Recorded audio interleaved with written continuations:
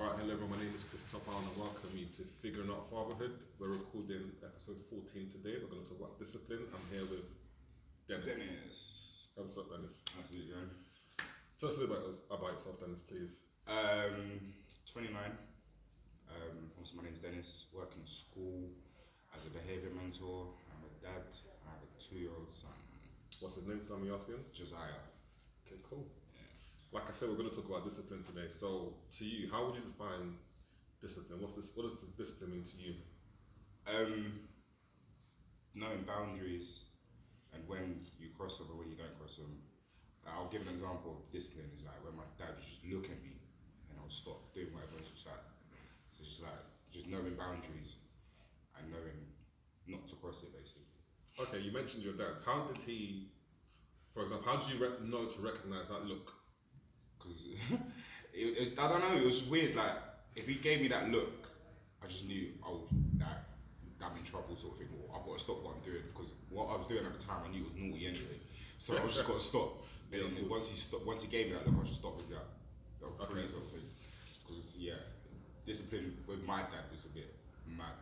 Like he had his different methods. Okay. And when it comes to your son, what methods are you taking to discipline your son? Like, what does it mean to you? How would you?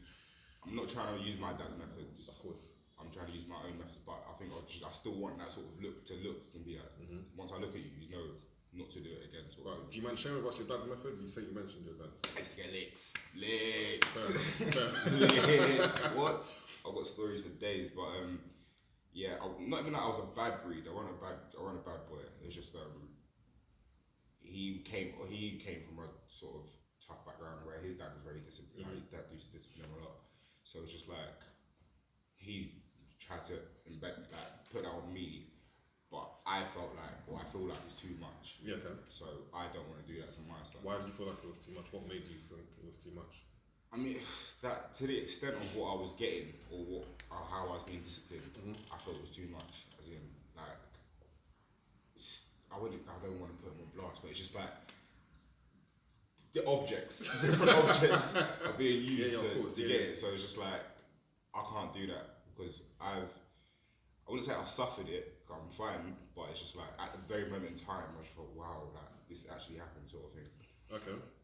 But then I just thought it was the norm because that's how he was disciplined. So he disciplined me the way how he was disciplined. So it's just like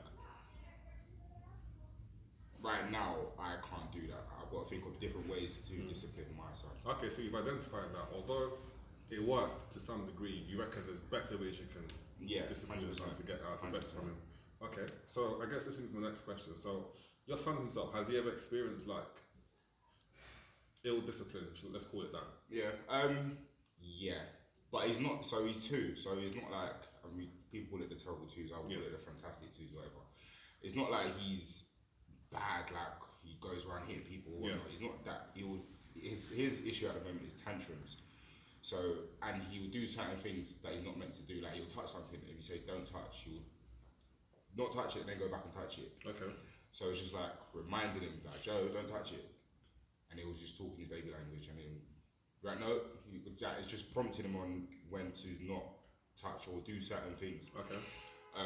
That's my way of doing it. Or if I am going to be physical, it's not even like it'll be like a flick. Of course. Flick of the hand. Like if you're going to touch a hot heater, don't touch, sort of thing. So it's like shout out hot or don't touch or whatever, but he gets it. But it's just tantrums at the moment. And when he does have a tantrum, I don't entertain it. I just by not entertaining it, I ignore him, sort of thing. I know people would then say, "Oh my God, you shouldn't ignore your child." But if he's throwing a tantrum, he's eventually going to get up and look for something else. Or whilst he's throwing a tantrum, I'll look for something else for him to do, or like pick up a toy and be like, "Oh, look, toy," and then he'll forget everything that he's having a tantrum about. But mostly it's tantrums and just testing boundaries, basically. He's not like bad, like he's going out shooting, hitting people and throwing things at people. It's just that at the moment is the issue where discipline, we have to be consistent with the discipline of we being you and his mum, or you can just meet everyone around, because obviously African community, we say it takes a village. Do you know what it is? Do you know what it is? Like even with like my parents don't discipline them like that.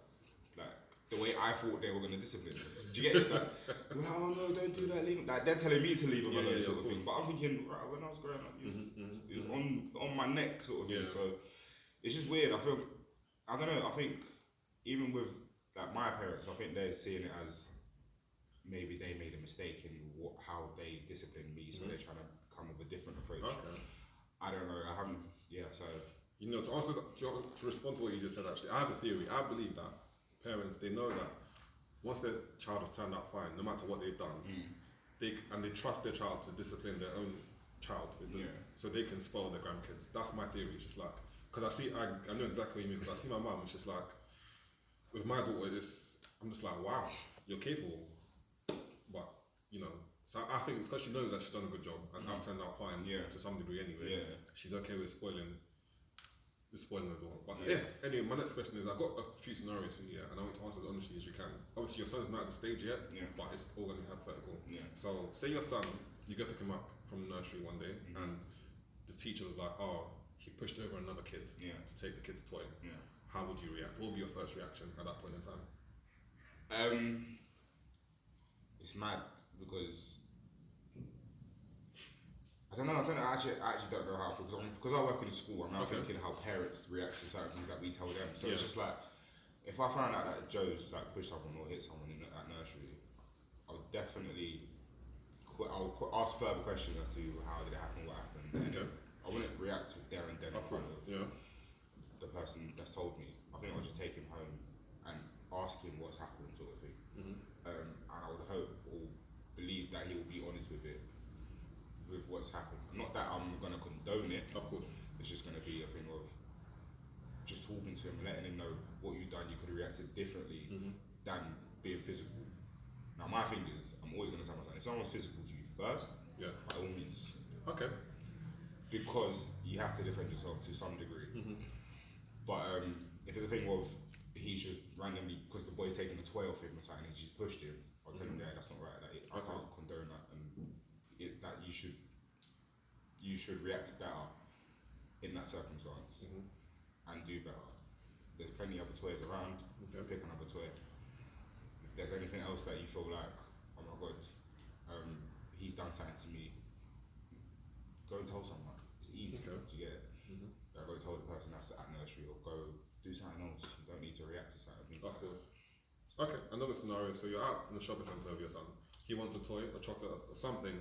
He wants it, and you're just like, you know what? You have something like that at home, or it's not right for you. Or you just essentially don't want to get it for him, and he starts throwing a tantrum. He starts like goes to the shelves and throws stuff on the floor. He's kicking up a fuss. You know what I mean? And how would you react? What would you keep? This is in public as well, so people can see him rolling around on the floor, and you're just standing. What would your initial reaction be? I can't lie. I think I would drag him because you know, even now, like he does it. Not that he trashes everything, but he throws tantrums in like Sainsbury's. But the only reason why he throws tantrums is because he wants to hold a bag. So I'll give him like the lightest bag, but he wants to hold the heaviest. So because I've taken both bags now, he's on the floor throwing a tantrum. People are watching me. People watch me. I don't care. I'll walk. I'll keep on walking because I know eventually he's going to stand up. But obviously I'm looking behind me. Make sure. But he'll eventually get up. One person made a comment though to me when that happened. He's like, "Oh, you shouldn't leave your child alone." I'm like, "You don't know my child, sort of thing, so don't tell me what to do." Or I know for a fact he's not going to lie there the whole time. He's going to get up and follow me, sort of thing. But whilst he's going to follow me, he's going to be crying. But if he was to actually throw things off the shelves and stuff, and throw an attention, I would definitely drag him. I understand. I wouldn't lie to you, I'll drag him. I've got two more scenarios. So, and the next one, I guess, you go to pick him up. Say you're having son at the weekends, right? So you go pick him on, let's say Friday or Saturday morning or whatever. Your son's mum says to him, "Oh, he hit me." That again, mad. Because I think I would move mad, as in, so I'll ask what actually happened and whatnot, and then she said that he's hit her. I'll move mad, but not mad in the sense of, let's say, okay, because we're hypothetical, let's say that he's like 14, 15. Yeah. I'll offer him out. Because it's a bit of a slippery slope. It is. What if you fight? I'll bang him. Because you know what it is now? Because for me, I'm not raising a child to go hit women or hit anyone in general where you don't need to hit. I know I said earlier when I said, if someone hits you first, by all means, do what you got to do. But that's self-defense in my opinion. Yeah. But for you to go out and hit your own mother, that means you can hit me as well. So let's do it. Do you get it? And it's not a thing where I'm going to be fighting, like physical fighting. Yeah. I'll just put him in his place and be like, you can't do that. Yeah. Especially to your mother. Then you're 10 years down the line, you're going to marry someone and you're going to think it's acceptable. Because you've done it to your mother, you're going to think it's acceptable to do it to your wife. I can't come from a place where I know my son's hit my child's mother and then I'm just going to sit on my hands and be like, oh, okay, that's fine. Yeah. I've definitely got to have big words with him. But yeah, I'll definitely I'll question, do you want me as well, sort of thing, because you're a big man now. You're a big man now, so you think it's alright to hit your mum. Nah, man. And my final question, I guess, is theft. So say he comes with something that's not his, you know, like, because for me, I believe it starts from young. Like, you come home with a pencil that's not yours, or you come with a sweater that's not yours, and it builds up as you get older. So in the first instance, let's say he's 5, he's in primary school, he's coming from something that's not his. What would you do? I'll keep it. No joking. Yeah, I would ask him where he got it from. If he says he got it from Nashville, I will then escort him back to where he's got the item from. Let's say it be a chocolate or whatever. Let's not say 5, maybe like 10 where he can articulate from. Okay. So if he's at like 10 or something, I'll take him back to the shop where he's taking the thing from, and I'll let him talk to the shopkeeper and say like, okay, I've taken this, I'm returning it. If the shopkeeper then accepts and says, okay, don't do it again, sort of thing, or you're banned from the shop, or whatever punishment you want to give, then by all means. But then if it comes to a police matter, then that's where I just got to step in and be like, okay, it doesn't need to go there. He's obviously a kid, he's made a mistake. I brought him back as his parent to rectify the mistake that he's done. Of course. And hopefully that will make him understand. To be fair, I wouldn't even mind him saying call the police, because that'll shake his eyes boots, you get it? So it'll just be like, just for him to understand that, yeah, what I did was wrong, I shouldn't do it again. I'm all for embarrassing. So even if it's at school, I'll go in my flip-flops, my toes out, and I'll go into that school. I'll go into that school and be like, yeah, he's taking a calculator from the maths department, whatever, he's here to return it, sort of thing. Then he has to apologise and he has to speak to whoever he needs to speak to. Because if I do the talking, he's not going to learn from me. Of course, yeah. So it's just certain things. And I think, just to add, I think like wherever I got my parenting style from is going to be very weird. I might throw you off. You know my wife and kids, Michael Kyle. You see how he sort of disciplines or like how he is around his kids. Yeah. I think that's where I'm not trying to be like exactly like him, but that's what I've taken bits from. Okay. Like, you just got to play with it. So if he's done something, go back to what he's done, talk to him about it. Or let's say he's stolen something from the fridge, or if I caught him eating meat from the pot, eat the whole pot. You get it? So that's what you wanted, that's what you're going to get. You're going to eat the whole pot. Hopefully you won't do it again. Yeah. But yeah, it's not easy disciplining, because it's all about consistency. Yeah. From my side, his mum's side, aunties and uncles, like if there's a chocolate, be like, no, don't give it to him. Oh no, it's alright. So it's but it's difficult. But as long as I think us as parents are consistent with it, it shouldn't be that bad. So you reckon, if I was to ask you for 3 tips to discipline, obviously we're all talking about purpose, your son's still quite young, as you can imagine, and discipline, in my opinion, is preparing our children for the outside world, really. So what pieces of advice would you give when it comes to discipline? Obviously against hypotheticals, but what would you say is your approach? And consistency, communication with your partner or whoever you're sharing your child with,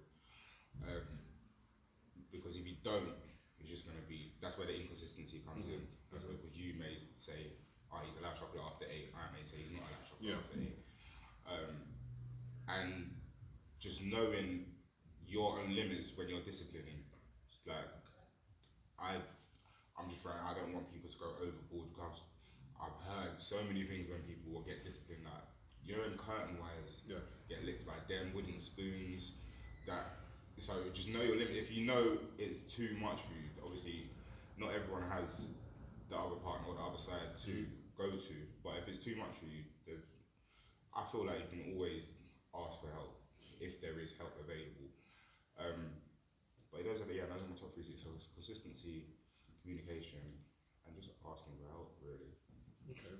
And my final question for you, I guess, is what would you say are the 3 things you're proudest of yourself for doing as a father so far? Being around, not that. Like, I'm so wrong. Well done. Like, do you know what it is? When I first heard the news I was going to be a dad, I laughed because I weren't expecting it. So it's just like, okay. But then I had to pick up my boots and be like, okay, cool, what's that? So every appointment that she had, I was there. Okay, that's amazing. Birth, I was there. Circumcision, but everything to do with different stages in his life, I was there, sort of thing. So I think that would be like my proudest moment. Not that it should be a proud moment. It is a proud moment. It is, but people tend to say, "Oh, but you should do that, you're dad." But reality, regardless, yes. Yeah, some dope sort of thing. So it's just like that is my proud moment because I've been there for every single step of the way, every cold, every hospital visit that we've done, whatever. Just knowing that I have a child that I can leave something for. So, like, if I'm not here, I can leave something for him, sort of thing. And knowing that he can probably carry on what I'm trying to build. Of course. So, yeah, that'll be my I love that. Yeah. I love that. Yeah, thanks, Dennis. But yeah, social media, side hustles, what are you doing? What are you up to? So I host, present when I can, when I'm booked. Okay. When they want me. Plug yourself. Yeah, so you want to see me. Look in the camera, let them see your face, man. Want to see me somewhere. Yeah, I used to host the Big Clash game show, so if you want to see me videos, so at the Big Clash. And my social medias are, Twitter is @uncle_DE, and my Instagram's @uncle_DE13. Cool. Thanks, Dennis. Thank you very much.